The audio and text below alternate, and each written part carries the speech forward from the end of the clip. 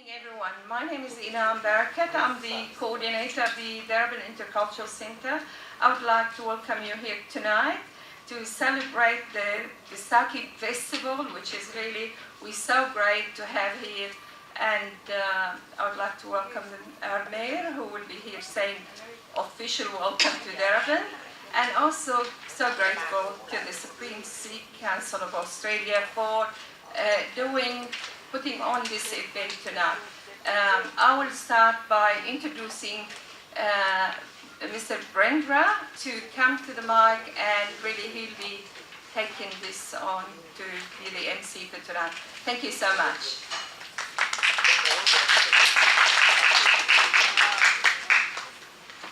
Good evening, everybody. Happy Vaisakhi to all, first of all. And I would like to thank everybody to be present here for the Vaisakhi celebration. I will be letting you know what we are going to do in today's function, first of all. So we are having our chief guest, Mr. Kuldeep Basi, arriving very shortly. And after that, I'm going to play a BBC documentary telling you what the festival is all about. And of course, we are going to have a dinner break at 7:15, and followed by the singing of religious hymns, and that will be around near to 8. And after that, I'm going to show you some visuals of our cultural folk dances, that is Bhangra and Gidda, and also a short presentation of the Sikh community participation in the Australian events. So coming to the Vaisakhi.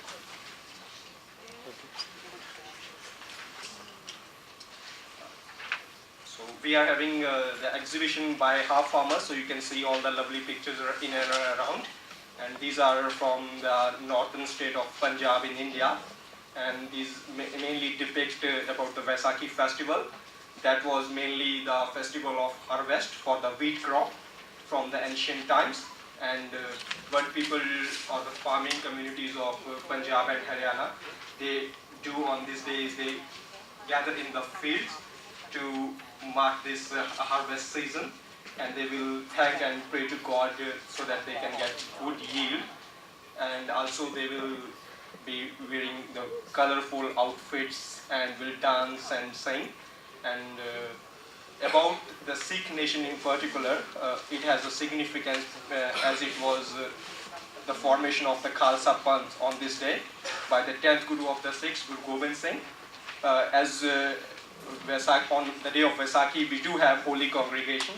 Also on that day in Anandpur Sahib, the 10th Guru, Guru Gobind Singh, he actually took 5 men out of our congregation just to test their devotion towards the Sikh faith, and they were known as Panch Pyare. So in the documentary that I'm going to show you that was aired on BBC, you will be getting the good info about the formation of the Khalsa Panth. So what I'm going to do is I'm going to play the documentary first, and then we're going to have our chief guest, and then followed by the speeches.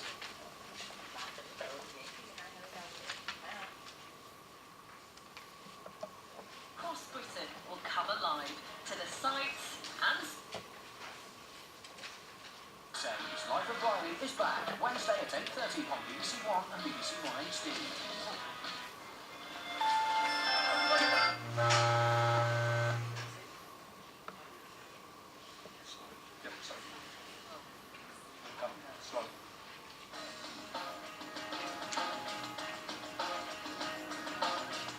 This week, cities across Britain will cover live to the sights and sounds of huge, colourful and joyous parades.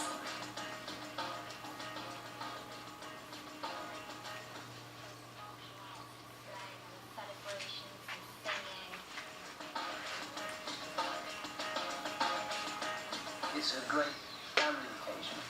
This is Vaisakhi, a vivid global...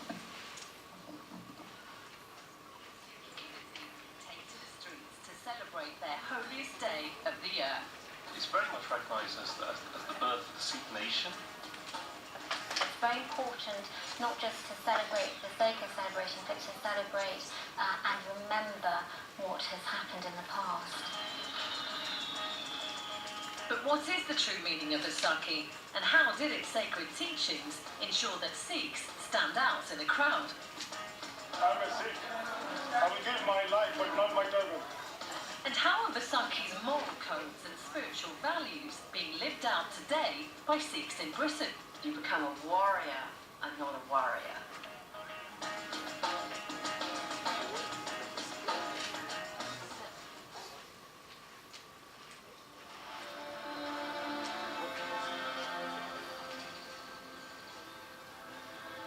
For the origins of Vaisakhi, we have to delve back to ancient times and a harvest festival celebrated in the Punjab state in India. On this day, at the start of spring, Punjabis traditionally give thanks to God for a good harvest and to mark the start of the new solar year. In the beginning calendar, Vaisakhi is the first month, and on the back of the harvest festival, farmers celebrate big time because of the time when they essentially receive their rewards for their year's hard labour. It's a time of new beginning, celebrated across India. There are lots of festivities, probably some sporting events. In many parts of India, Vaisakhi is traditionally marked by ritualistic bathing in sacred rivers. In the 15th century, in the Indian state of Punjab, the Sikhs' first guru or spiritual leader established the Sikh faith, a new monotheistic religion which asserted that man's salvation lay in his faith, his character and his eagerness to do good, along with a respect for followers of other religions. The religion was founded by Guru Nanak, who emphasised at the very beginning of the need for respect for religions. He felt that God was not interested in religious labels, that God was looking at the purity of our heart and our souls. He even went as far as saying, there is no Muslim, there is no Hindu, not koi Hindu, not Quran, there is just the human being. This new faith attracted growing numbers of followers in northern India over the next 2 centuries. But by the late 1600s, the Sikhs, now led by the 10th Guru, Guru Gobind Singh, feared that their religion was in danger of being totally wiped out. India's Mughal rulers were threatening the right of all non-Muslims from practicing their faith. So Guru Gobind Singh decided it was imperative that Sikhs be prepared to fight back, as well as adopting an instantly recognisable look to help them stand apart from India's Hindus and Muslims. To prove his point, he came up with a daring plan to test their devotion. On the day of Vaisakhi in 1699, Sikhs from all over the Punjab had gathered to celebrate the harvest festival and listen to their guru, Gobind Singh. He emerged from a tent carrying a long sword, which he pointed at the crowd. "Who among you will lay down their lives for God?" he asked. The crowd fell silent as Guru Gobind Singh repeated his question 3 times. Eventually, a young Sikh moved forward and disappeared into the tent with the Guru. Moments later, the Guru reappeared alone, his sword apparently dripping with blood. The crowd gasped, fearing the young man had been killed. Guru Gobind Singh asked for another volunteer and again disappeared into the tent, returning once more with his sword seemingly covered in blood. He repeated this a further 3 times until a total of 5 Sikhs had accompanied him into the tent. The crowd grew restless until eventually the Guru stepped out of the tent with all 5 young men alive and dressed identically. Guru Gobind Singh announced that these 5 men were special because they'd been prepared to die for their faith and would henceforth be known as the Panch Pyare, the 5 beloved ones. The Guru declared all Sikhs should follow their brave example. He then produced a steel bowl which he filled with water and sugar crystals and stirred the mixture with a double-edged sword while prayers were recited. Guru Gobind Singh named this mixture Amrit and sprinkled some on the beloved ones and gave them some to drink. He then asked them to do the same for him and proclaimed that by doing so, a group of baptized Sikhs had been formed, which would be known as the Khalsa.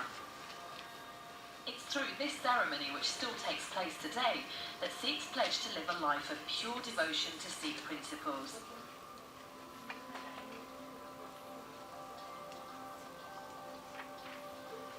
The commitment to fight oppression while promising devotion to Sikh teachings gave rise to a concept known as Saint Soldier, emphasised by Guru Gobind Singh's proclamation that all Sikhs should pledge to observe the 5 Ks. The 5Ks have both a practical significance and a spiritual significance, which mirrors the whole Saint Soldier philosophy.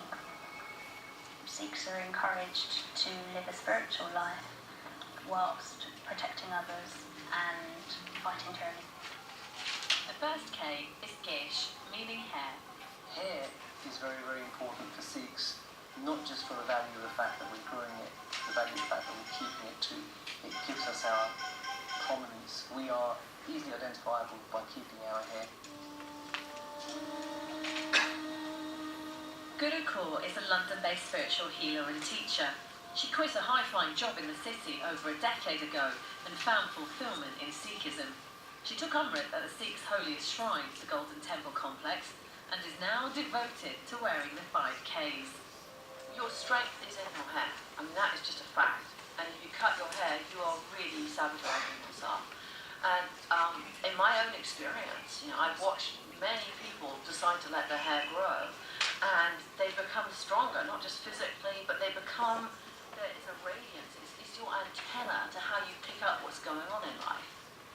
We must keep our hair covered at all times, so it's not just a case of growing our hair. We must maintain it. So our Guru gave us the Ganga, which is a comb. So Ges was our first K, Ganga was our second K, was to signify cleanness.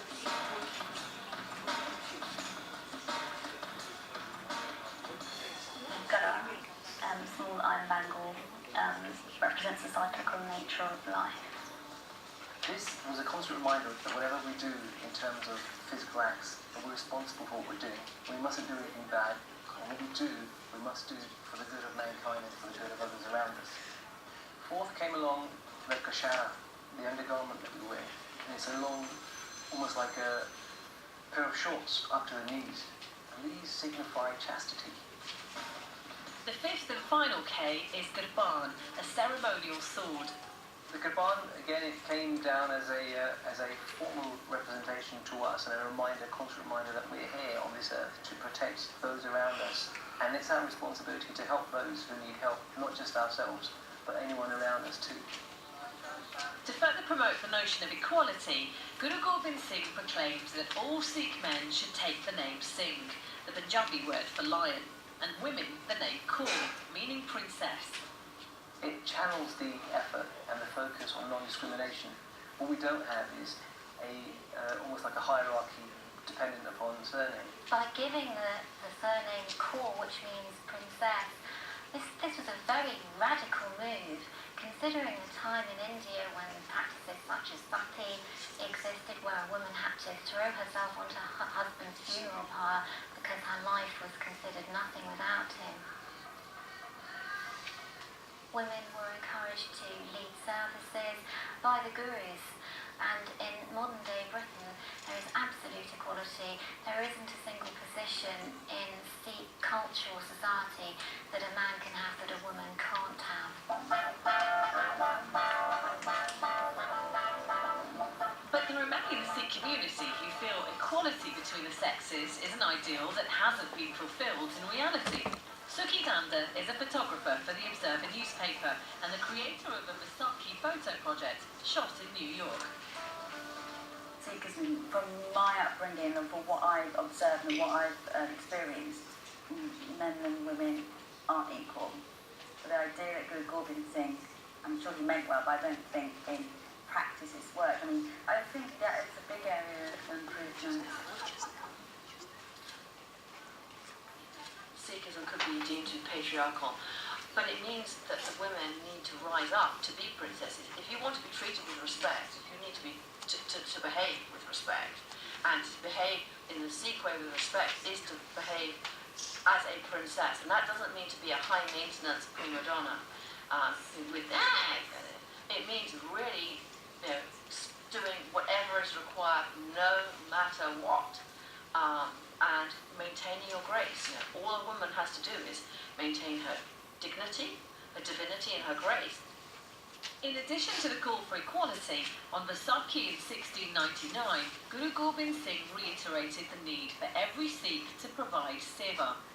In the community, we try and show our selflessness by doing seva, which is selfless service.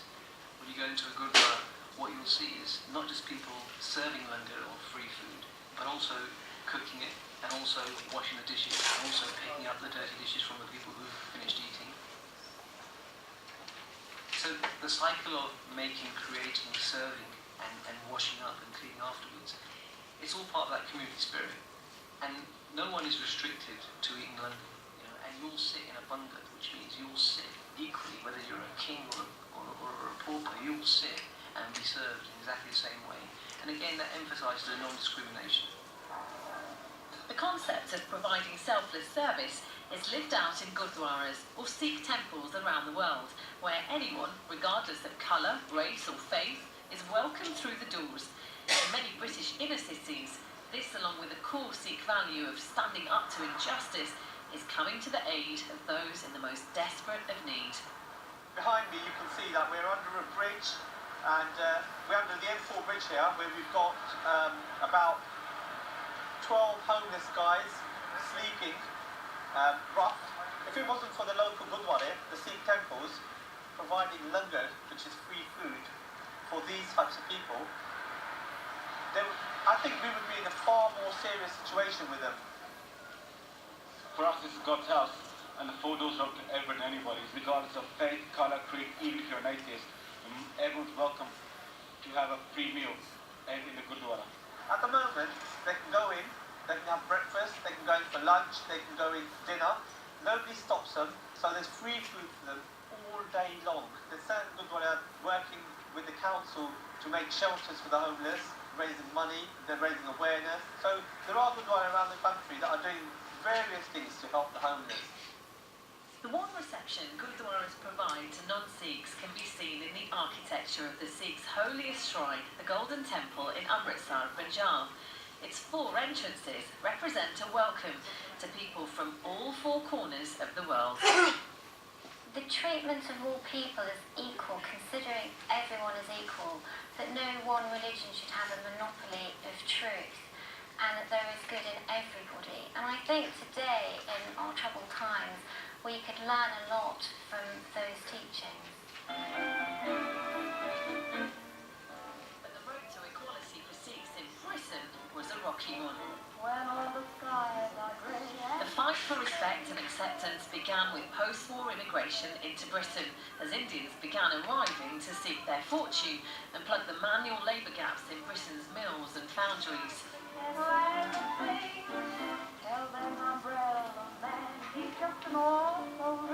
Religious festivities remained low-key, as the tiny Sikh community celebrated its holiest days behind closed doors. When a community first comes to a new country, there's a fear of looking different, how will they be treated, best to keep yourself to yourself. And also there was a degree of discrimination. When the lease of an old house falls vacant, a coloured man may take it up. Then other coloured folks swarm in and fill it to the bursting point. They look different and they sound different, and their tastes in matters of food are different. They must have rice for curries. It's hard to break the habits of a lifetime and eat with forks and spoons, and curry has a very strong and very un-English smell. When my father came to the Labour Movement, there was a lot of discrimination, and lots of Sikhs chose to cut their hair.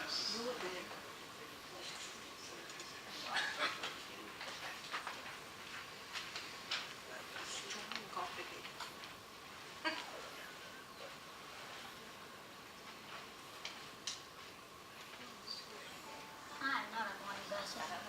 It's a bit to do my buttons, in my shoes. Today, well over half the bus crews are immigrants. 70 are Sikhs, and the strict Sikhs religion demands both beards and turbans. To take up the job, people take off their beards and put their turbans on one side.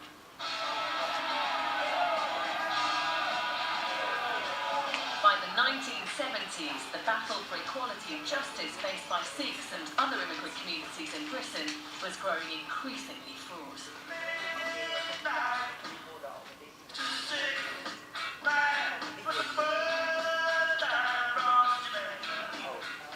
actually look back to, say, the 70s, it was really a reflection of the sort of society we lived in Britain. There used to be demonstrations by the right wing, and therefore sometimes community members were reluctant to celebrate Vaisakhi on the street. But tumultuous events in the Punjab in 1984 would galvanise many Sikhs into standing up for their rights and reclaiming their identity. In response to the Indian Army's assault on the Golden Temple, thousands of British Sikhs grew their hair and donned turbans for the first time.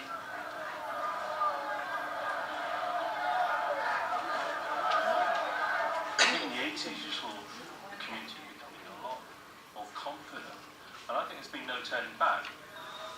Surendra Singh Danjal lost his job at British Steel after the new hard hat rules came in. The tribunal said exemptions for turbans now only apply to building sites, which are governed by a special law. I'm a Sikh. I will give my life, but not my turban. You ask youngsters now, they feel quite comfortable about keeping their hair. Often, their parents might cut their hair, but they bring up their children as Sikhs. So it's become easier because there's a much wider acceptance that Sikhs are nothing to fear. This is just a way of life. So I think that the more we take our message out there, the easier it becomes.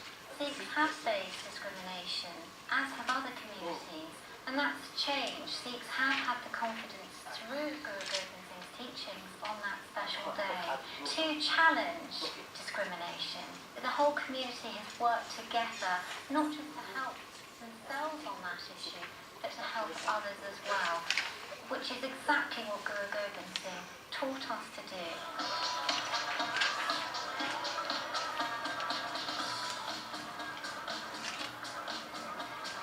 The British Sikh community's growing confidence has been mirrored by the size and scale of Vaisakhi celebrations, which today provide a spectacular feast of colour and noise.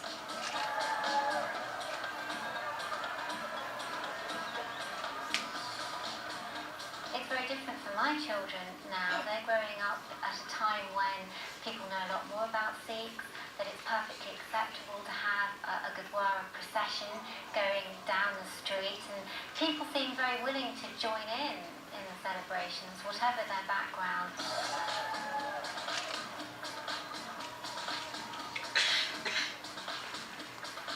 What you've seen over the last 25 years, and now it's become a regular event, is you see nagar kirtans, processions, in virtually most of our cities in the UK. And not just in the UK, in places like Canada, the States, it's all over the world now.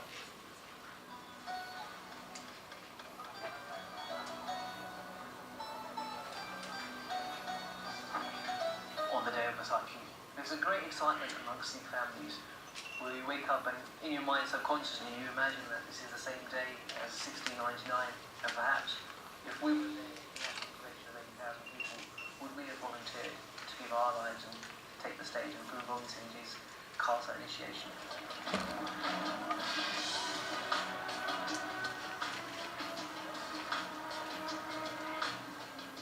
And what we have is a very, very special procession. We can refer to this as Nagar Kirtan. And Nagar means town, and Kirtan means singing hymns. The Nagar Kirtan is a way of actually reliving the massive congregation making its way to see our Guru. And our Guru is represented by the Khalsa Panth, the Panj Bihari. And they walk in front, they lead the procession. Behind them is a highly decorated palanquin which holds our Guru Granth Sahib. The Sikh holy book, the Guru Granth Sahib, is revered as a living guru, and the level of respect it's granted is evident from its role at the very heart of the Vaisakhi parade. And the whole congregation follows this palanquin. They clean the roads with water, with brooms. Some people put flower petals, some people spray perfume, some people have fireworks.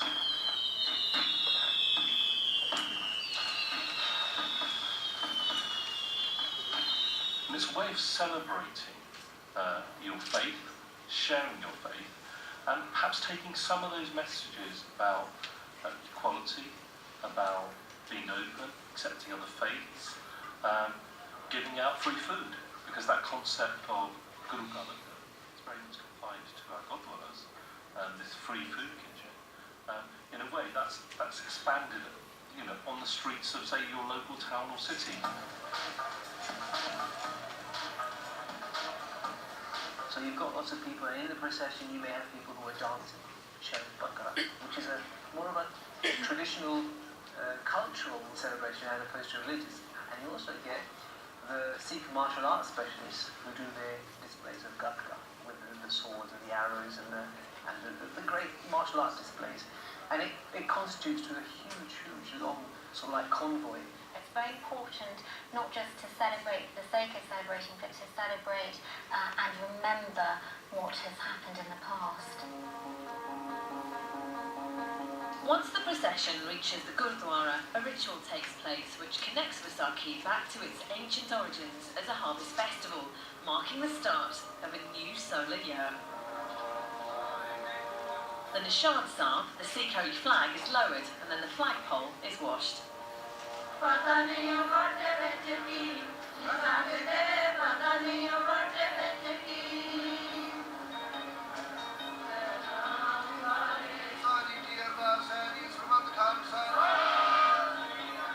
A new flag is then put on the pole, and the pole raised to enable the Nishan Sahib to fly proudly above the Gurdwara for the coming year.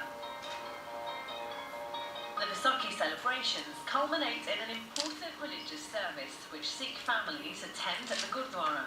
In many British cities, this event takes place on the evening of Vaisakhi.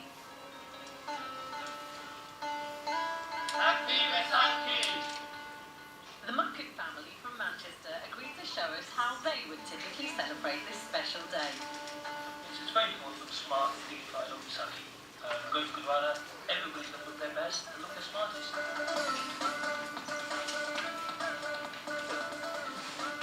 It is the most important day in the Sikh calendar. That's why everybody makes an effort to dress smart. Brilliant, boys. We're looking so smart. So much more than we look our best, isn't it? Vaisakhi. Ready to go? Yeah. Fantastic. Let's go. It's very important as good Sikhs to make donations towards the Gurdwara all the time, but especially Vaisakhi, because of the harvest significance that it has.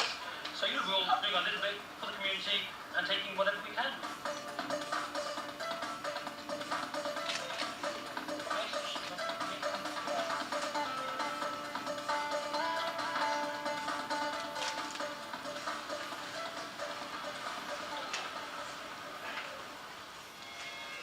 The family head to their local Gurdwara and take their food donations to the prayer rooms where all offerings receive the holy blessing. On Vaisakhi, it's traditional to have a continuous reading of the entire Sikh holy book, the Guru Granth Sahib. The service usually involves concluding the reading of the Guru Granth Sahib. It would have been read from front to cover, and also have a historical reminder of the events of Vaisakhi as an inspiration to all of us. The key themes of Vaisakhi are this experience of really transforming from just being to living in an exalted state, in total service, totally fearless of death, really conquering one's own fears. What attracted me to living a Sikh way of life is it's universal, it's totally inspiring, and it's a way of living which is for your highest consciousness and the highest consciousness of the planet. And a great phrase is you become a warrior and not a warrior.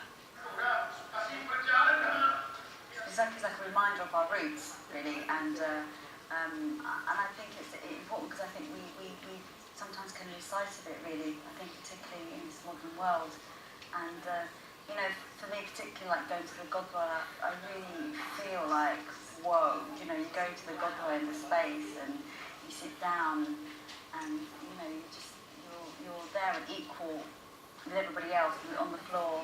Just not saying anything, but just have your hands together, clasped together, and just sit in silence, and just listen. And that is so beautiful in the sense of it really reminds you of the kind of crazy world you live in, because it's just so nice to be at peace you know what I mean? And that's, I think, when it sort of hits me and I kind of get emotional. Back at the Gurdwara, the langar has been prepared, and a portion of the food, which will be shared by the worshippers after the service, is taken to the prayer room to be blessed. This is enacted by a ritual in which a steel blade is ceremonially dipped into the food. Through this symbolic act, the entire food for the congregation receives a blessing.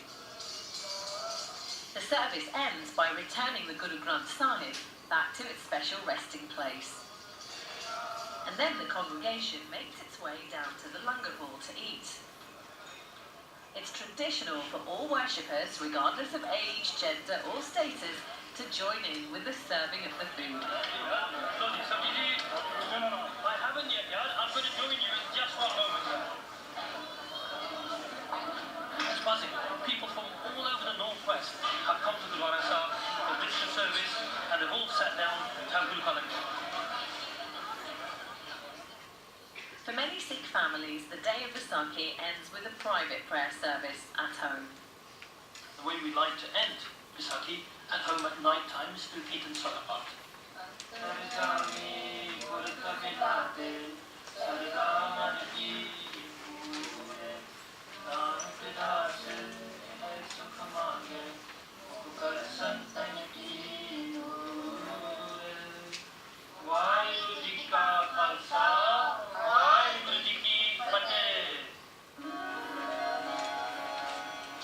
Years ago on Vaisakhi, Guru Gobind Singh exhorted followers of the Sikh faith to stand up for their beliefs, and the British Sikh community, once shy of openly rejoicing on its holiest days, is now fulfilling that call as it celebrates the birthday of modern Sikhism with a rich, diverse and inclusive pageant. The celebrations for Vaisakhi have increased in size extensively because the Sikh community seems to be much more confident. To remember, the special moment of 1699, I think the future should really concentrate on the non-discrimination aspect, because these messages are ubiquitous. They're for everyone, irrespective of your religion. You can follow these attributes and you can assign them to your own religion and the way. I hope that this will promote and propagate the message of Sikhism through the Vaisakhi celebrations. So the celebrations can only get bigger and better.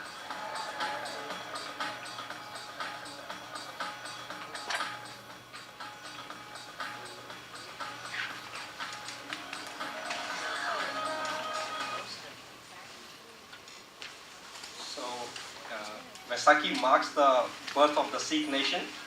And the Vaisakhi procession took place last Sunday in Peterborough. And for your info, we are going to celebrate Vaisakhi in Craigieburn. If you go on Sydney Road near Craigieburn, opposite to North Printing, Australia, you will see the Sikh religious worship place, that is Gurdwara. And there we're going to celebrate Vaisakhi tomorrow, followed by fireworks in the evening. And we do have So we do have our holy prayers every Sunday on that place. So if you are free on Sundays or even on Wednesday evenings or any day of the week, you are most welcome to pop in there and can have more knowledge about our faith. So now our chief guest, Mr. Kuldeep Wasi, the president of Australian Wrestling Association, is here. First of all, I would like to ask Darebin Mayor, Mr. Tim Lawrence, to say a few words.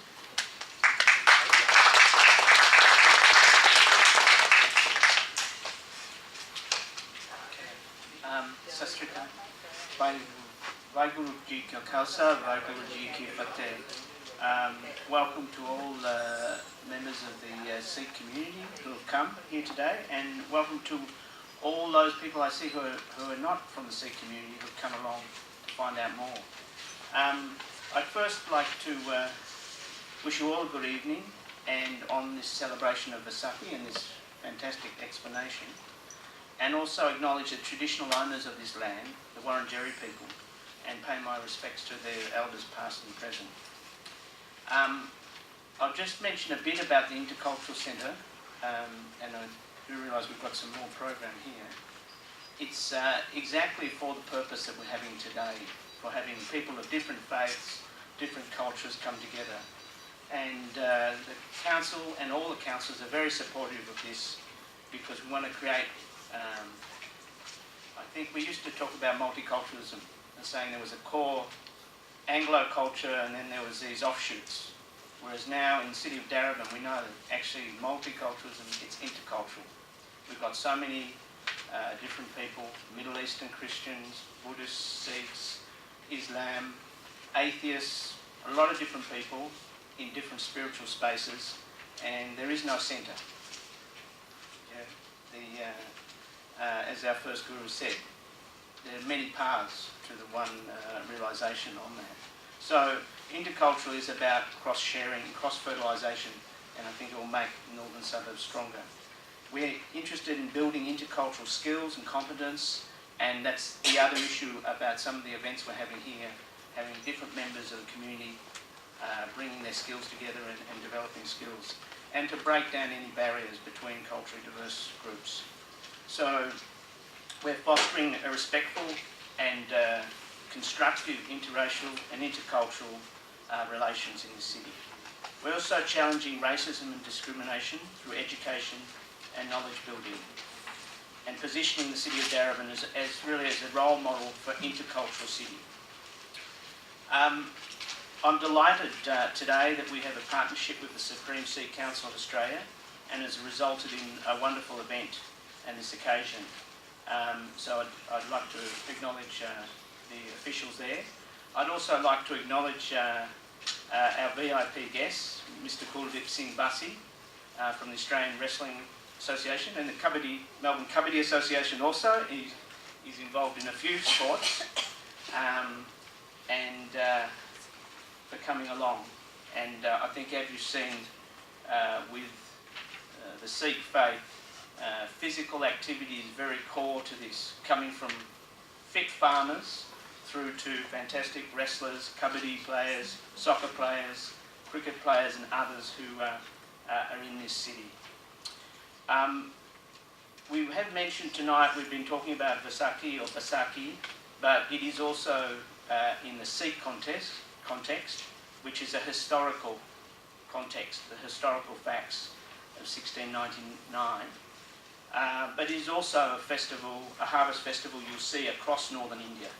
So it's known by a few names, but again, around that same area where they're celebrating strictly the harvest festival side of it. For Sikh community, as we've heard, it is about the establishment of the Khalsa, and about events at Anandapur Sahib, and I've had the blessing to go there 2 years ago to Anandapur, and it is certainly, when you know the history of what led up to that event and the battles that were going on and the odds they faced, it is a very special place, about courage and determination, and it's an incredibly uplifting and optimistic place. It is good to go to the Golden Temple, but I'd always recommend people to go to Anandapur Sahib too, because that is another aspect for everyone, Sikhs or non-Sikhs. In Darebin, we're a highly diverse community, and I like to do pop quizzes with everyone now. If we're looking at country of origin, in Darebin we can now look at state of origin. Okay. In Darebin we now have more people born in Punjab than born in Lebanon. We have 1,600 plus born in Punjab state, my father's state, and we have 1,200 people born in the country of Lebanon. Now, the society is changing quite a lot. Darebin's probably known for Italian, Greek, Macedonian, Lebanese. Has been our history since the Irish first came here. So now Vietnamese, Indian, Sri Lankan, Chinese are coming up, and significant people in the city. You can see the streets have completely changed. The new businesses are being run by Indians, Chinese, Vietnamese, and the older people are retiring. So the diversity is getting greater in Darebin. The source countries are getting greater and the religions are getting greater. So, we're I suppose, we're blessed in that way, and that's something that's you can see everywhere. And certainly, I think when I was first elected in 1996, everyone said, "Tim Singh, what is Singh?" Meranam Patani. They did not know many Sikhs. My father came in 1960s, as 50s, late 50s, early 60s on the Colombo plan.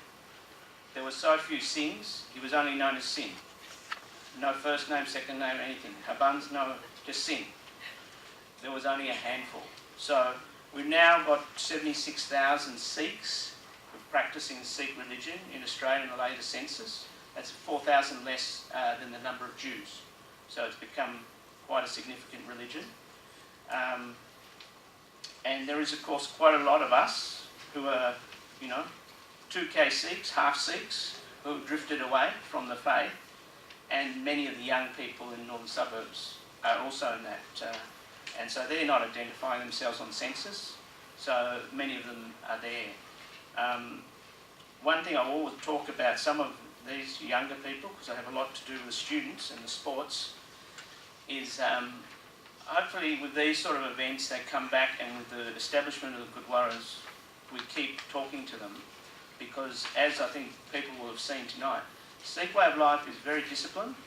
It emphasises seva, service to others, equality, and many attributes that are needed for a successful life. And the Guru Granth Sahib, I know there's a lot of worshipping goes on, but it is actually there to read. It is there to be a guide, a friend, and you don't have to be a Sikh to read and source that guide. So I would encourage people to read it in Hindi, in English or whatever, and it is available on the iPhone everywhere, Gurbani everywhere, with translations in Gurmukhi, Roman Punjabi and in English. So it's good to remind our young Sikhs in the northern suburbs especially, and in Melbourne in a Western setting, that they do have a gift, and to remember to look at that gift. And it's not so much to berate them about what they dress or how many times they go to the Gurdwara, but even if they're not going, that Gurbani is in their head, and it's in their attitude, and I can tell it's still there, even if it's a little bit watered down. So it is something, a great universal faith, and it is a great resource for people. And as we've heard, there is no barrier for women or men in terms of the Gurbani. You read it, you establish your relationship with God. There is no gender bias on that. And when you read the translation, people will be amazed how modern the Guru Granth Sahib is, how modern Sikhi is. He's really got a spirit of a modern faith. So, I'm delighted we're having this here. We don't have a Gurdwara in Darebin. We had one, but it sort of didn't quite establish in Tyler Street. We have nearby Blackburn Temple. We have nearby Craigieburn Temple. And so Sikh families tend to go to either those two or both of them. And we do have many sporting events occurring in Darebin, and the sporting clubs are growing. And we've just recently had the Sikh Games, which had over 30,000 people visiting on 3 days over at Monash. So it is a dynamic community, and I think what we've seen on the UK video and what we've seen in Canada is sort of the future for Punjabis and for Sikhs. So you may not know, you may not recognise, you often see Sikhs are only wearing the kara. So you may actually be going to the pizza shop and there's a Sikh making your pizza. You may be going to all the shops in Darebin, there may be more Sikhs than you know about. There obviously the cab drivers, truck drivers you can spot with the kunda on the back, but there's many elsewhere. And we've had many get involved in our Darebin Overseas Student Association, and again, it's been very good to have them involved because they're get along very well with Christians, Islamic people, and different faiths because of that underpinning faith about accepting all paths to God. So I'd have to thank you all today and thank the Supreme Sikh Council of Australia for their help and coming along here today and sharing some of that tradition of the Sikh faith and of Vaisakhi. And I'd also encourage people to go to Darebin Temple tomorrow and see it in action and see also the wonderful temple that's been built there by the Northern Suburbs Sikh community. I still think it's the best Gurdwara in Australia at this point, but I know the community will come up with another one soon. And I'd encourage people to go there, and you will find you're completely welcome there. I think some weeks ago there was an incident where someone who was a bit mentally unstable went and assaulted a member of the Sikh community. You will see that no one got upset about that. We didn't overplay it. That sort of thing happens in Preston in our customer service every day, and that's something the Sikh community did not want to disrupt the flow of non-Sikhs being welcome to come and have langar, to hear the Gurbani, to hear Kirtan, to hear and see the Sikh way of life, and that's a very strong part of that tradition. And I again thank the Darebin Temple community, the Sangat, because when there was many students here, Darebin Temple especially, Keysborough and Blackburn, all kept feeding so many people, thousands, and Australian Sikhs, in Melbourne especially, did not let up feeding those people, Sikhs or non-Sikhs, and it was a big commitment to welcoming international students, and it was very important that those students had that sense of support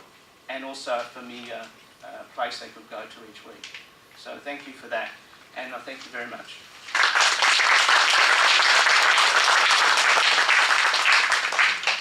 Thank you.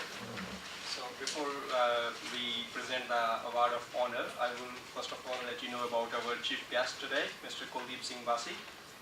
He's the president of the Australian Wrestling Association, and his two generations are in Australia, and he's been living in Australia since 1987 regularly. He was here before, and he went back, and after that he has engaged himself in the community work, and almost in all the major events related to the Sikh community, you will find his contribution. And he is one of the main founders of the Darebin Sikh Temple, whom we have told you before about the Vaisakhi procession taking place tomorrow.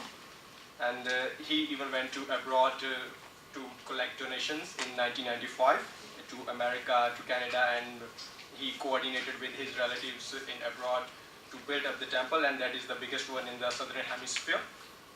And he is one of the main founders of the Singh Sabha Sports Club, and he ran it successfully for years. And also at the moment he is running the United Wrestling Club and also a Melbourne Kabaddi Academy. Kabaddi is a wrestling version, is sort of the sport similar to wrestling, I must say. And he has produced famous wrestlers not at the state level but at the country level as well. And his son, talking about his family, his son Amardeep Basi and nephew Mandeep Singh Johal are also in the same sport. And his club, that is the United Wrestling Club, holds Australian Wrestling Association Championship annually on an annual basis. And if you know about that Delhi 2010 Commonwealth Games, he was there as the manager of the entire Australian team, and he has been to the Olympics of 2012 in London. So he has done a lot for our community. So first of all, I will request him to say a few words, and then we're gonna have the guest of honor.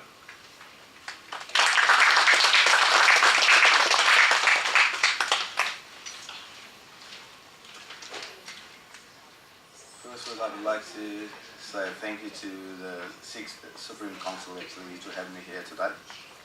And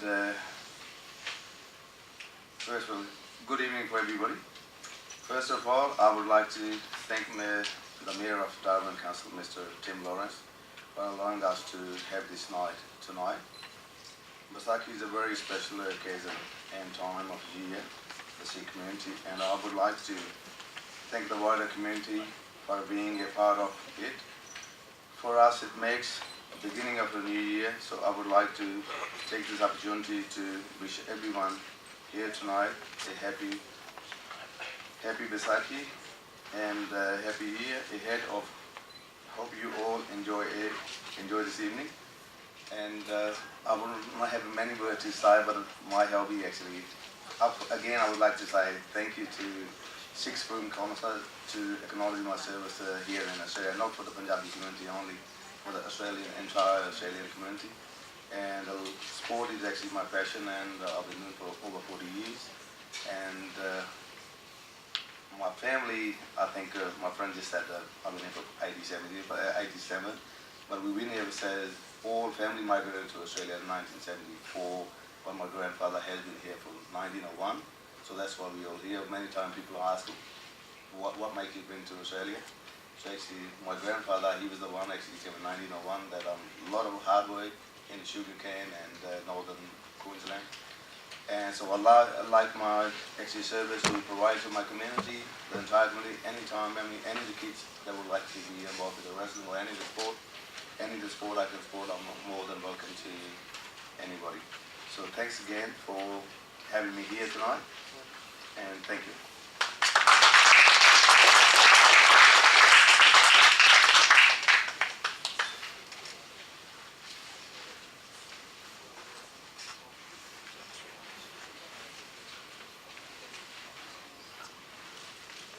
Thank you for that. So now I will request the President of the Supreme Sikh Council, Mr. Sukhdeep, to present the guest of honor to Mr. Kuldeep Singh. Yep. And then Mr. Okay. Then Mr. Darebin Singh, you can come along and you can present the guest of honor to our chief guest today, Mr. Kuldeep Singh. Sorry about that, he just went, Mr. Sukhdeep. Yep, request Mr. Kuldeep Basi. Have the award.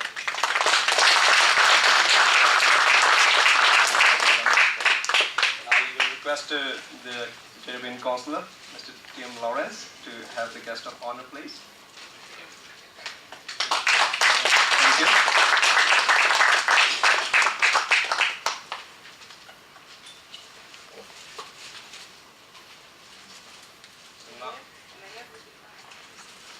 Now they're going to present our bouquet to the Supreme Sikh Council members for their efforts from the Darebin Council. Yeah. Mr. Darebin Singh will take that.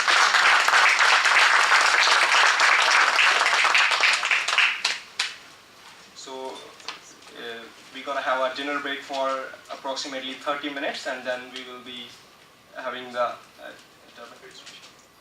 yes, so what we're going to have now is the turban demonstration just for 5 minutes before we have a dinner break on a special request. So we're going to have a turban demonstration by Darebin Singh. So we will let you know how to try. We did that. I have one question if you don't mind. Yeah. Which day of the week is the holy day in the Sikh religion?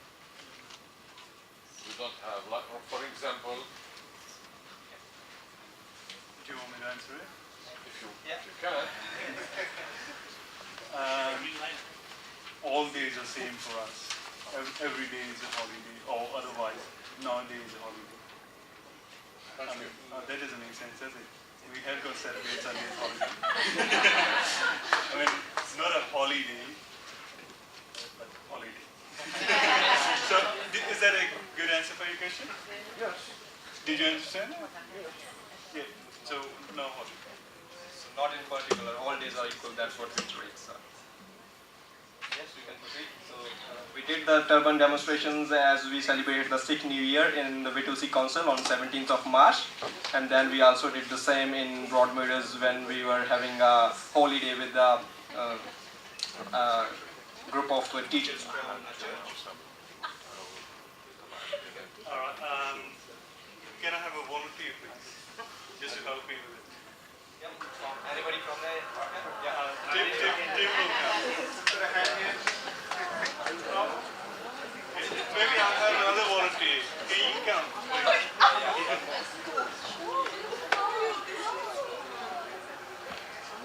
So before I start, can I ask someone, have you got an idea apart from seeing? Have you got the idea that if it's a hat or cap or how do we put it on? Do anyone know about it? Or you saw it in the film. You saw it in the film. All right. So the length of the turban varies. As you can see, people around you, some people got bigger turbans, some got smaller. Depends like how big your face is, you can wear bigger. And maybe you saw this man with 100-meter long. I don't think that's practical, but that's his choice. So we do put a pin in our turban. Some people don't put it. It's a kind of nail to keep the last bit of the turban in. So I'll just put it here. So this is how I'll unwrap it first and then I'll try to wrap it without my mirror.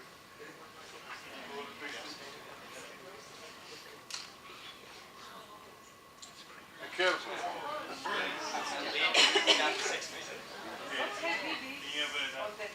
Do you want to come and join us?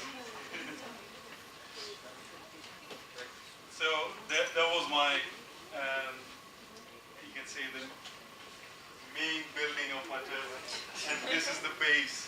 So the reason you have to have a base because the hair got slippery. So if you put the turban on the hair straight away, they might come off quite easily. And there are lots of different styles for the turban. As you may have saw, over here we only got one type of turban, but they ask you guys the different styles. So yeah, the idea behind turban is when you buy it from the shop, it's only this half of the turban, as in this half.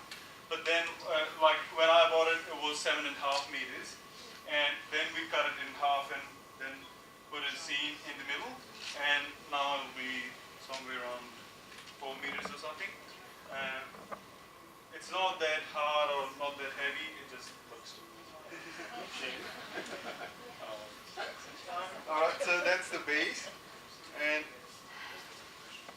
does the color represent anything? Because I can see someone wearing a different colors. It represents me. It represents my mood. So I was feeling really yellowish today. So it's just how you feel, like what you can wear. No, I'm just joking. Why are you wearing blue? Is there any reason? Same as me. Sorry, I'm not trying to be rude, but just trying to give you an answer. I'm just trying to understand what other people. Yeah, no, that's alright. It's just like the clothes you're wearing red, you're wearing cream, you're wearing red again. Why are you wearing red again? Like someone behind you got the cross on it. So that's a base. Not a cross. It's not? Not a cross. It's the Egyptian side. Egyptian, yeah. Egyptian key. The knife. The key of the knife. Key of the knife. I'll get on with my turban. This is more important, sir. So I'll take off my base turban, and do anyone know what's behind this? Hair. How long is it? Long hair. How long? From the day you're born. From this in the...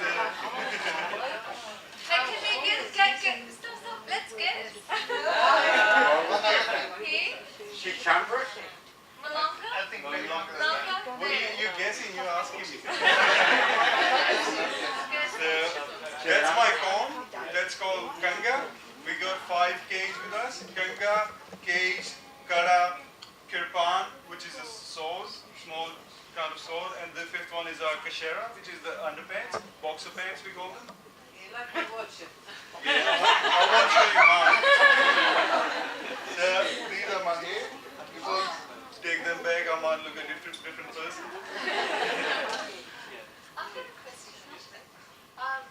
The hair is a sign of strength and you're proud of it. Why do you hide it? Like, why can't you just wear it out? Well, turban is our pride as well.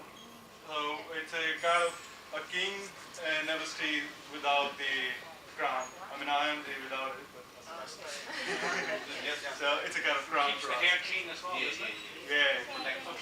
Well, that's the cleanliness part, but don't go there yet because it is our crown, so we don't really care about the cleanliness of it. So is there a rule of how many times you wash your hair? Or there is no rule, it's just a bit of common sense.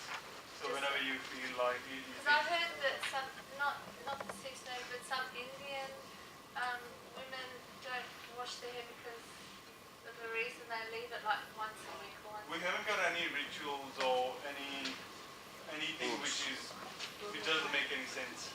So anything we do, it does make sense for us. Maybe for you. Sorry? Like there's another religion that's called Hindu. Yeah. In that religion, there's lots of rituals. Maybe that lady part of that religion. Maybe. That's why she like in that religion, they don't eat for 1 day, at least 1 week. Like they're doing fasting and stuff. You know the children, I'm sorry. No, sorry. Yeah. The children up there, they've got a different, that's not actually a turban, is it? It's a start of turban, like my son, he's 17 months old. Anything you put on his head, he'll just take it and throw it away. So, once they're at an age... I have a sample here. Yeah, come on. He's not my son. Sample.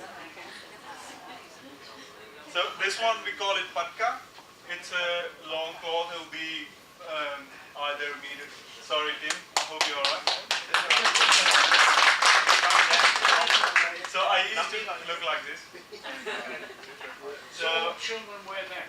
Children wear that. It's not a compulsion. There's no problem. They can wear turban, but because they're at school, this sort of turban might come off and it'll be too much work for them. But there are lots of different styles, as I said in the start. So this sort of turban which I wore and he's wearing, we call it a party turban because you can't really play with it or do any sports. So for the sports we got a different turban. I should have worn that today, but that's much longer. So it might have covered the whole room. That's similar to the cricketer. The cricketer. Yeah. He goes like this, isn't it? Yeah. Underneath this thing. Yeah. So it's called patka.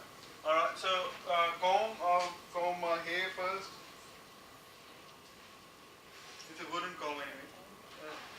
Do anyone wants to touch it or feel it?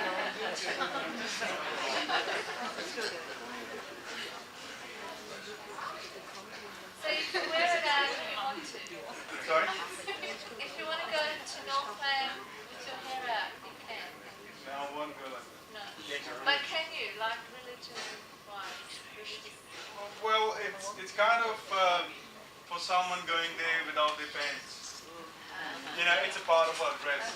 So, yeah, I mean, it sounds funny, but it's funny. I mean, we do wash our hair, and at that time we wait for a while not to wear turban because we want them to be dry. So, yeah, this one varies. Some people got a meter long or 2 meters, 3 meters.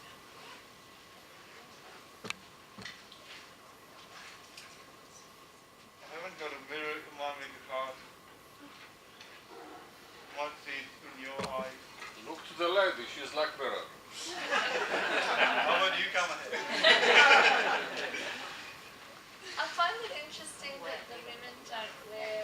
There are women who wear it, and there are lots of them in Melbourne. Really? Yeah.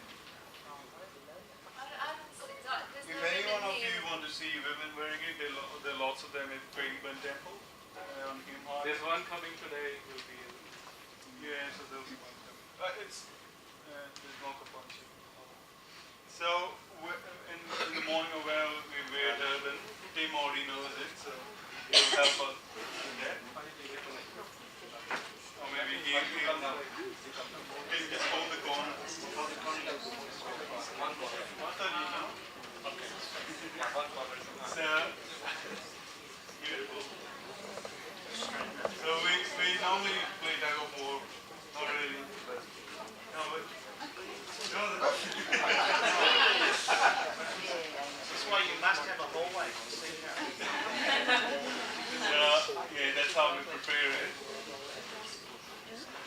No, it's just hold it.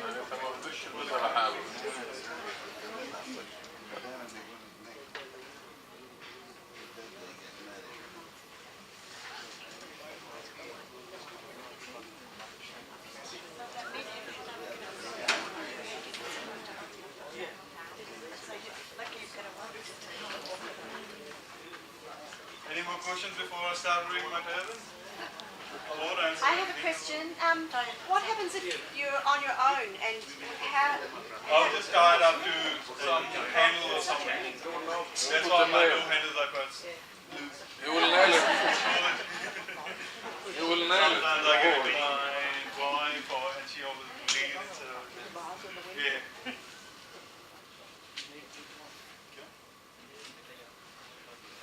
Normally I put it on the table. So is long hair a sign of strength for the women as well? Say it again? Is the long hair a sign of strength for the women as well? Well, it's something given to you by the nature. So whatever is given to you by the nature, you don't get rid of it. That's the whole idea.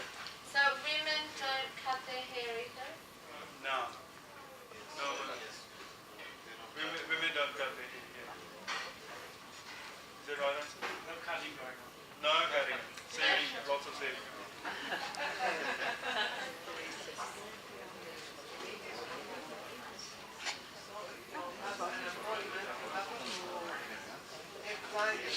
Sir, I can't. Sorry? I say, if you have an appointment, you have to be ready before 15 minutes. Yes. Yeah, well, it's just like wearing your clothes. If you got an appointment, you will wear your clothes.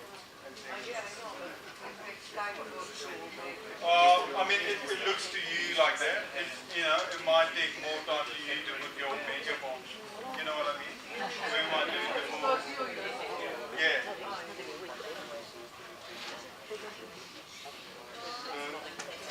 is how it looks from the top, and all this I'll cover up.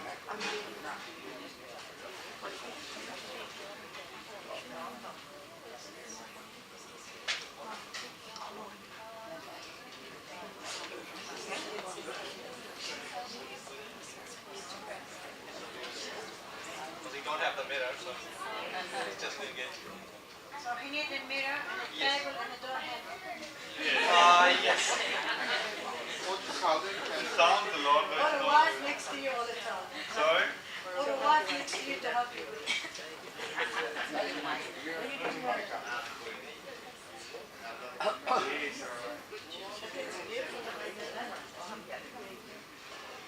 Make the plates more clear if you have a mirror.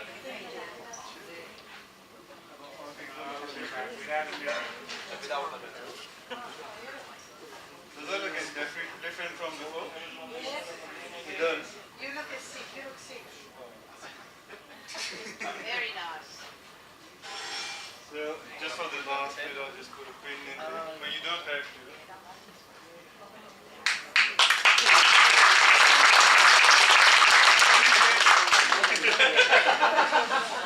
So this top bit, you cover it up. There's another trick for it. See? Just pull up. It's all about technique.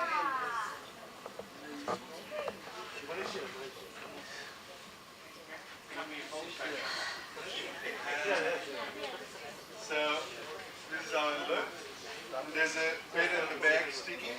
That's like a bullet to cover all the part.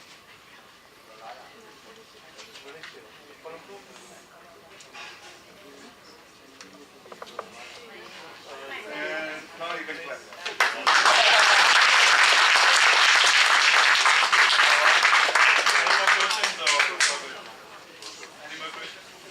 I do.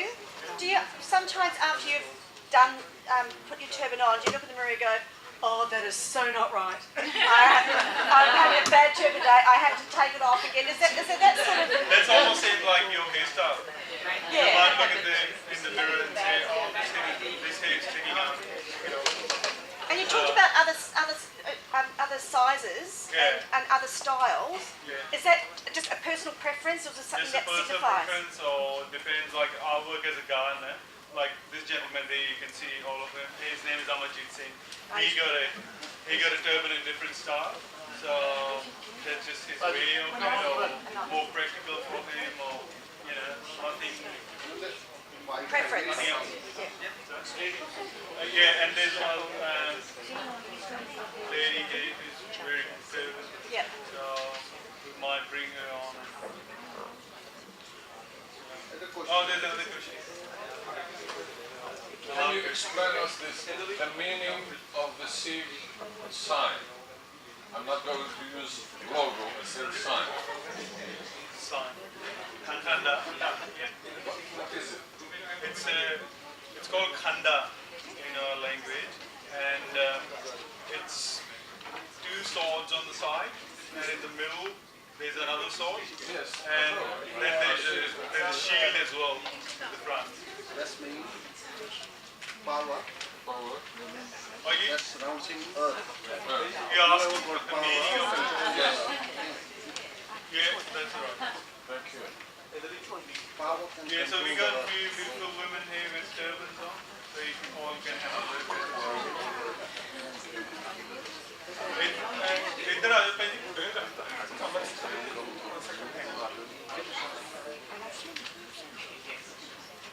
So, as you can see, that's a different style of their turban. So again, just their preference, whatever they like.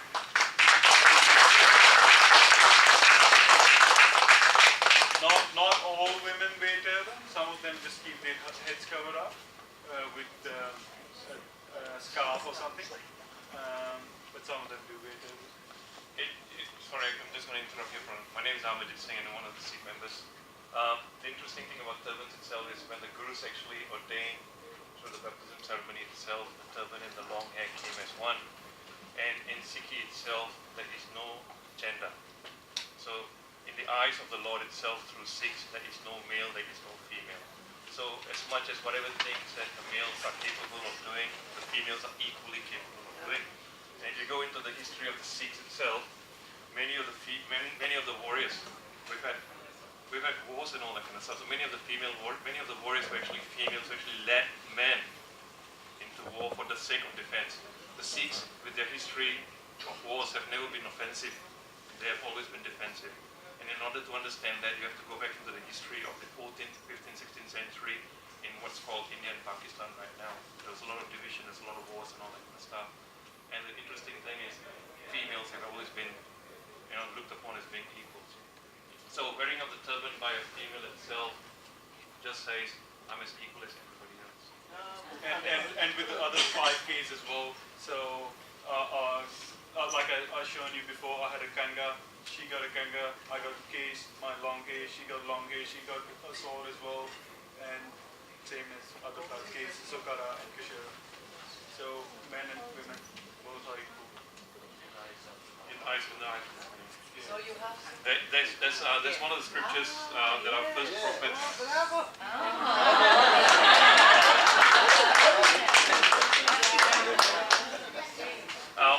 One of the favorite lines in our scriptures itself, which was recited by our first Guru, Sri Guru Nanak Dev Ji, he says, why do you call women low when they have given birth to kings? It's a very powerful line. And if you look at modern day itself, we look upon Bill Gates, we look upon Michael Jackson, the late Michael Jackson, we look upon everybody who's famous, the movie stars, the soccer stars, the cricket players and all that kind of stuff. But then we forget one thing, where did this person come from? He came from the womb of the mother. So just imagine, if this guy that we put him on a high pedestal is a male, how much more powerful would be the women that actually brought him into this world? We've forgotten about the women, haven't we?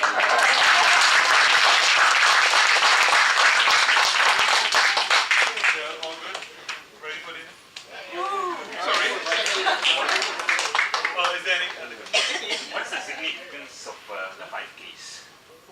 Significance, it was given by our 10th Guru when we got baptized, so that's why we are celebrating Vaisakhi today.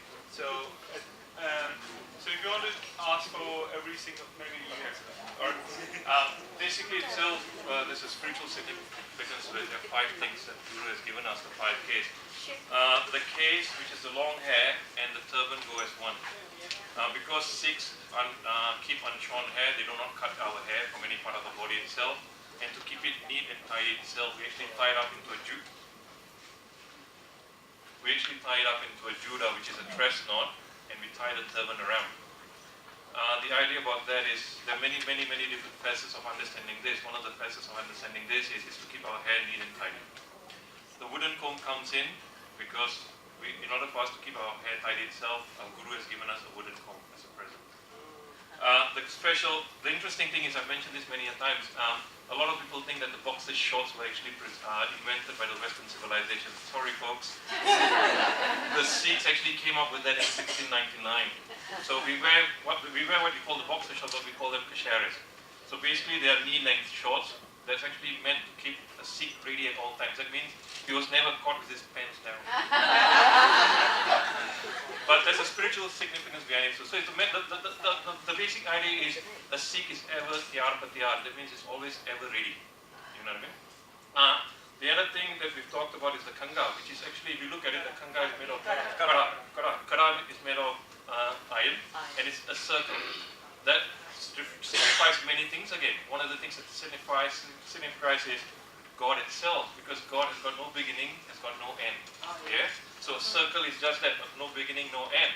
Also at the same time itself, we tend to do a lot of things in our lives with our hands. Both positive things and both negative things.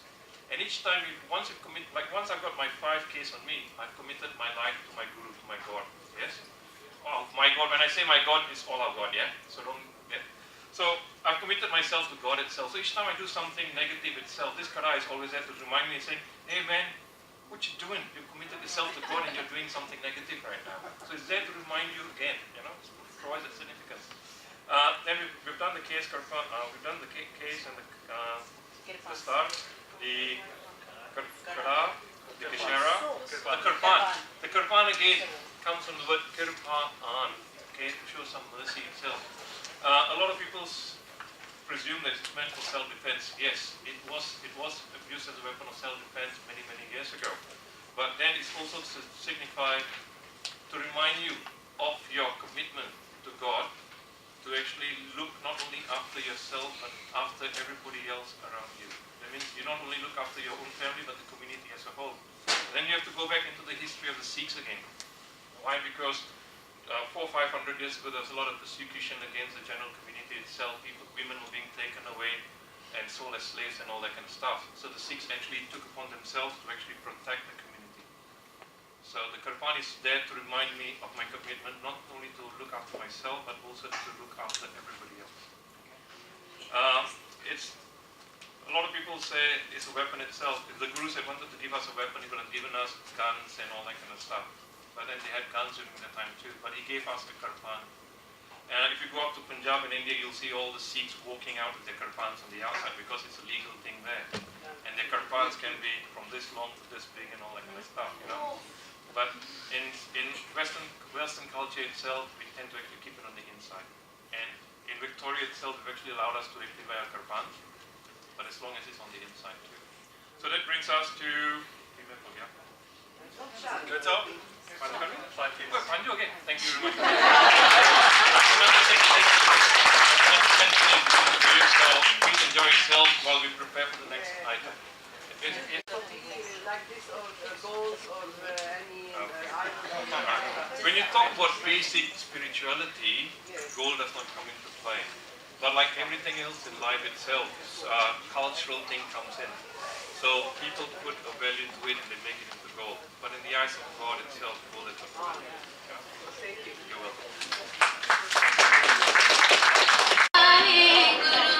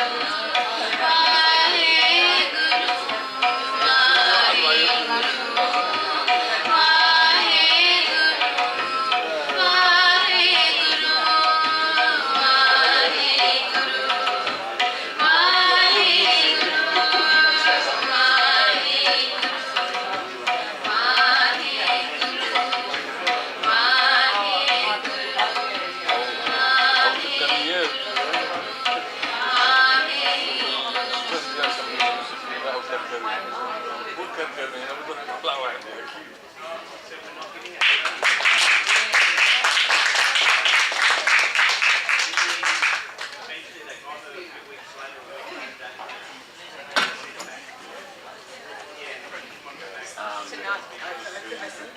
Hello there, ladies and gentlemen. We'll be starting the second half now of the evening or night, and we'll be, as Sikhs, we'll be doing some hymns today, and I've just got a little speech to talk to you about. And just before I start, I'd like to say that in our religion we don't clap, but we have a jagara, which is like a cheer we do. And I hope my Sikh brothers and sisters here know it.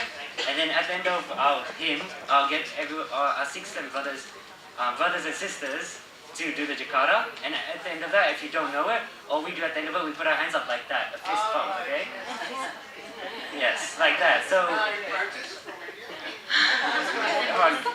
yes, that's right. I said, put effort in it. Let's show emotion here, okay?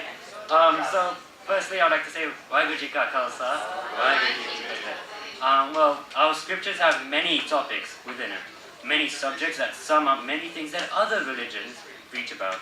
In this scripture, the author Bhagat Kabir, who was a Muslim holy man, he expresses how great God is, and he uses the name Allah in it. He exclaims on how God created every single living thing differently and talks about how we all come from God. And now we shall allow you to listen to the hymn, and you can read the meaning on the screen. Thank you. Vaisakhi Ji Ka Khalsa, Vaisakhi Ji.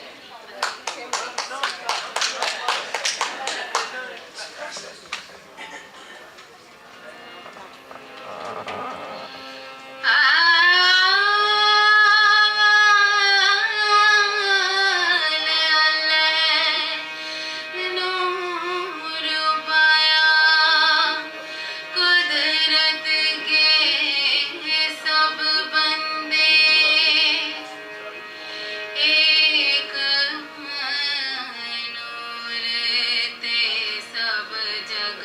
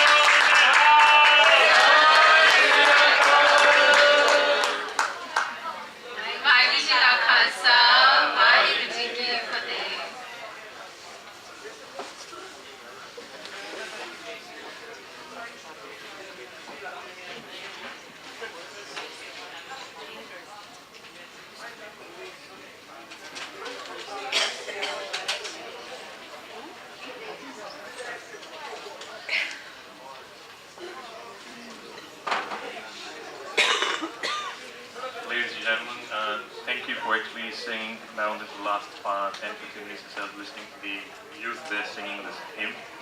I've been told that we're going to come to the next part of the program itself, which is just going to show you some slides as to what we've done in Australia and overseas too. Before I start onto that itself, just to let you know, I don't know whether many of you know the Punjabi culture, the Punjabi people itself. The Punjabi community is actually such a vibrant community. Like all Australians itself, the Punjabis really know how to have fun. In part and parcel of their life itself revolves around music and dance.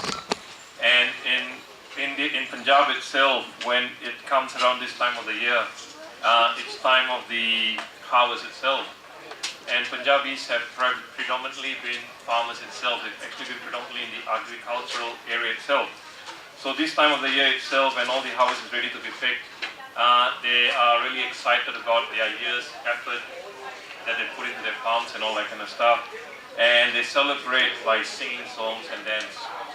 And that's where the Bhangra comes in. For the guys and for the females itself, they call it the Gidda.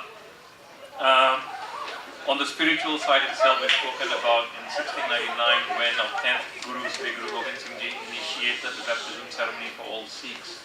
So, from a spiritual perspective, we remember that day with prayers, and from the cultural perspective, we sing and we dance and we enjoy. My brothers here started this slide.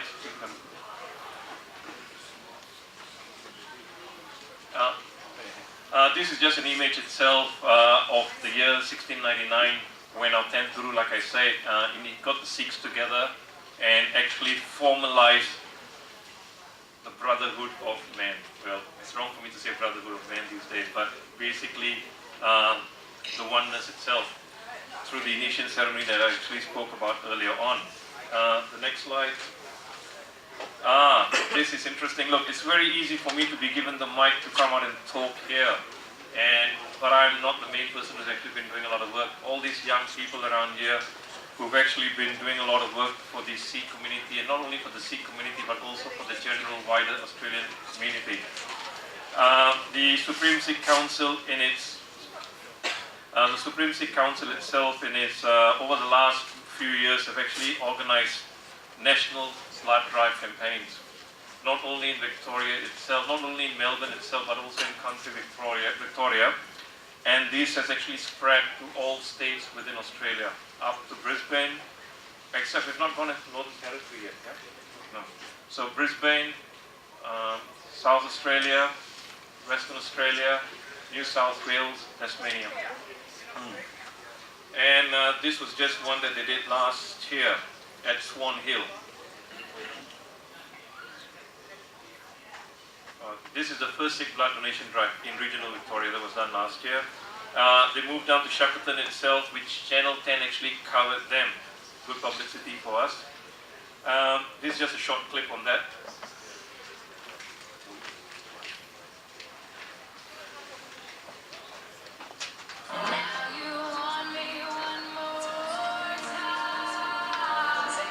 Is coming together this weekend to donate blood and plasma as the Red Cross appeals for more donors to come forward. Emily Wisham has this story. Christmas may not be one of their traditions, but at this busy time of year, the Sikh community of Shepparton is reaching out to those in need by holding a Sikh blood drive this Sunday. We started Sikh blood drive in 2009 at the eve of our 25th anniversary of the Sikh genocide, which happened in 1984. And we started that to commemorate to our people of Sikh religion who died 25 years ago. Shepparton is the first regional centre the Sikh blood drive has come to. After touring Australia's capitals, it was time to take it up a notch. So we started from Melbourne and we continued up to Sydney and then Brisbane and then we went to Adelaide. And this year we did it nationally, like donating in all the major cities of Australia. And donating on 5th, 6th and 7th of November, and we are doing this in Shepparton, so on the 11th of December. David Wilson of the Shepparton branch of the Red Cross is thrilled with the number of Sikhs who are giving their time and blood to the cause. So much so he is opening the doors to the clinic, especially for this Sunday. Well, it's fantastic that the Sikh group's getting involved, Emily. I know that they started in Melbourne and they've now moved up to Shepparton, and the donations they're giving to us is certainly helping our supplies. Blood and plasma is always in short supply all over Australia, and while numbers are up here in Shepparton... Well, the most important stat would be that only 1 in 30 people donate. But at some stage in their lives, 1 in 3 people will need the blood that's supplied by the Red Cross Blood Service. And look, it only takes 1 hour of your time. Over the busy summer season, it is extra important to donate blood. Here at the Shepparton Donor Centre, I mean, our appointments are going fairly well. We do have about 300 appointments available over the next 4 weeks, and as each donation can save up to 3 lives, that's potentially 900 lives that can be saved from those donations. And the Red Cross Blood Service is again asking us all to roll up our sleeves and donate, particularly between Christmas Eve and the 3rd of January, when stocks are at their lowest. To book an appointment or for more information on donating blood, call 13 14 95.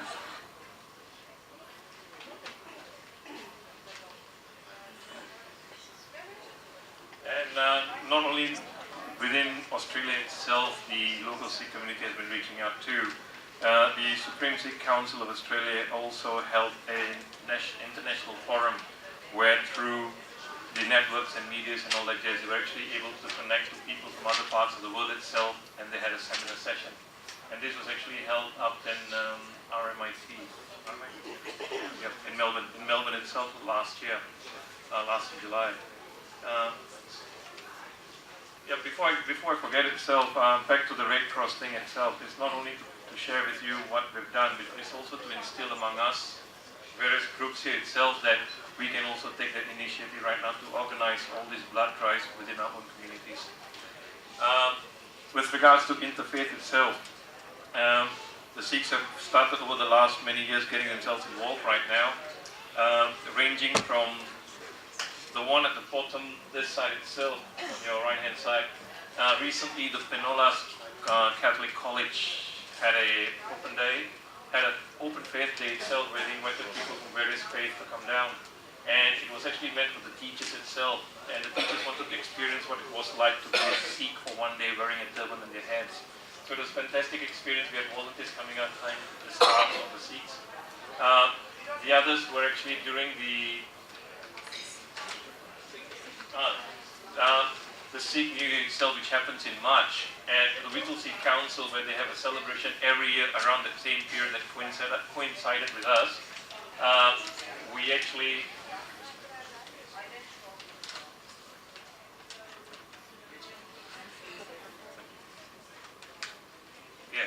actually had a stall there too, where the local Whittle Sikh public came, and they actually had an experience of having a turban on their head too.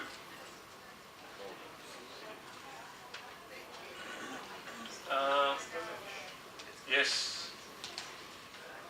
Another thing that they've also got themselves involved is this thing called Raising Voice for Humanity itself, where not only in Punjab itself, but also elsewhere in the world where there is injustice being done itself, the Sikhs have actually got together to actually raise some voice. This was a trip last year. Many of them made up to Canberra to raise the injustice that are being done in Punjab itself in India. So that was a good trip. Again, sessions from the Turban Time celebrating our New Year. Alright, this is, it's massive, isn't it? It weighs kilos, I tell you. But it's the style of turban, and this is what is a Nihang Singh itself, and it takes pride in its turban. I've been told it's 60 kilos. Imagine that. Imagine the neck muscles that it got on him. It takes about 10 people to do it. Well, definitely he can't do it by himself, yeah, but definitely. But it shows the pride that he has in his the style, yeah? Can we find YouTube? Can we find? Yes, you can. Depending on what you're searching for, just type in Sikh turbans or Sikh stars, you'll get a lot of videos of it. Oh yeah, another thing that we were really proud this year itself, within our larger world community itself, we have Pai Forja saying who turned 102 just a few weeks ago. But when he was doing this, it was actually 101. He holds the world record for being the oldest marathon runner. And if I'm not mistaken, Adidas used to sponsor people like Beckham and all that kind of stuff. Over the last few years, they've actually been using him nationally to actually advertise for Adidas. Fantastic. But he actually came down, towards his end, he's retired now, but he came down to actually, towards the end of his retirement itself, to actually join the locals in the Run for Kids for the Royal Children's Hospital, just to promote and to create sponsors. So that was a big thing for us. We were really excited about that. Ranked the 7th in the world. Wow. Oh yes, just for information too. The Sikhs which actually came under the banner of Flying Sikhs came in number 7 within the whole group. 872. How many? 873 total teams participated. 872. Amazing. Amazing. Another thing that happens among Sikhs itself, like I said, look, we're such a vibrant community itself that we actually, any excuse to jump up and down and dance, we're there. Over the last many years, 26 years itself, within Australia itself, we've called this what we call the Sikh Games. And it actually every year moves through each different part of the state itself. This year again, we were lucky enough to actually hold it in Melbourne. And it always happens around the Easter period, because it gives us 3-4 days of holidays. And people not only locally, but from Asia countries like Singapore, Malaysia, India, Indonesia actually come down to participate. And basic games, lots of food, and fun. So if you ever get a chance to next Easter in between your services or something like that, find out from your local community as to when it's going to be held in Melbourne, be there. It's 3-4 days of fun. Again, Gatka. Gatka is basically a Sikh form of martial art. It's a form that actually requires lots of self-discipline and concentration itself, and it talks about, it just demonstrates self-defense using various kinds of ancient weapons. And again, as you can see in the picture itself, it's not only meant for males, even females are doing it. That's it. And that's again, the top one, the guys are doing the Pangara, and the below one, the girls are doing the Gidda.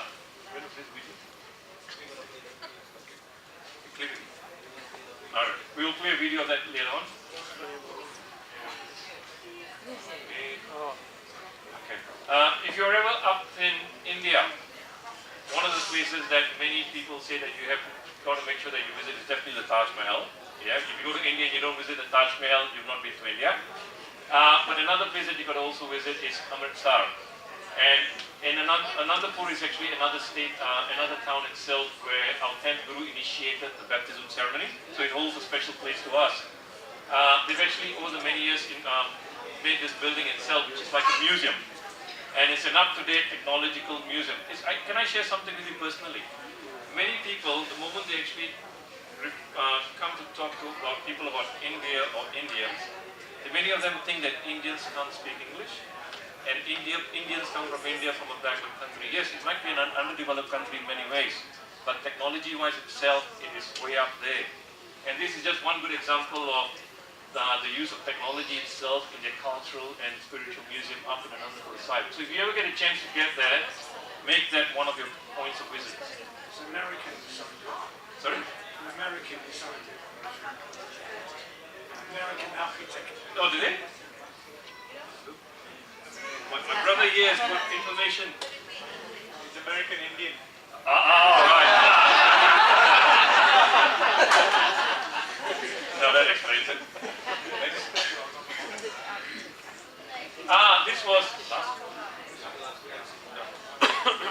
This was a session that they had in Melbourne itself, and it's called Out of the Model Box itself, as you can understand, out of the model box. So what one would do outside of spirituality. And again, as the picture says, fun. So it's not only about spirituality itself, it's all about having a balanced diet in life. That's what we all believe in. On one hand, yes, you spend time reflecting on God itself. On the other hand, enjoy life. Our gurus, I share something with you. Our gurus said one thing. He said, it's very easy for one to actually disappear into the jungles and be a hermit. But the biggest test comes when you actually have to live in society at the same time remember God. It's really difficult, but that's where the biggest test comes in. And that's it. This was a celebration that we had just recently, a few days ago, up in Dandenong. The community in the eastern suburbs actually celebrated Vaisakhi by having a what we call a Nagar Kirtan, whereby they actually march through the streets itself, singing hymns and all that kind of stuff, just to share their love and their joy with the wider community. And together we can make difference. Again, two local kids from South Morang, twins, beautiful girls. And before I end, I just want to share something with you. One really nice, I won't say proverb, but saying itself. It says, if you can't see God in all, you can't see God at all. Thank you.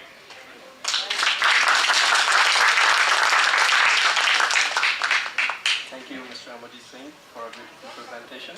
So what we're going to now have is the Bhangra and the Gita visuals. So I will play those songs for you.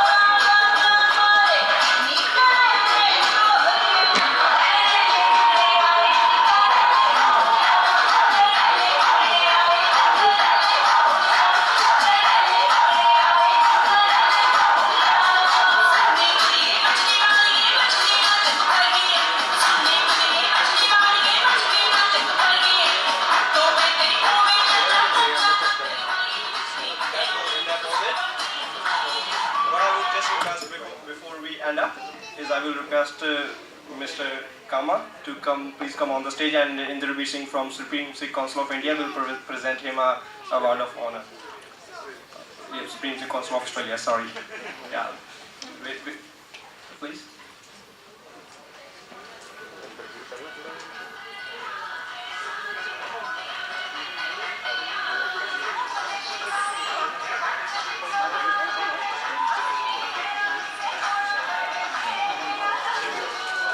I will request Mr. Kuldeep Singh Vasi to present it to Mr. Kama.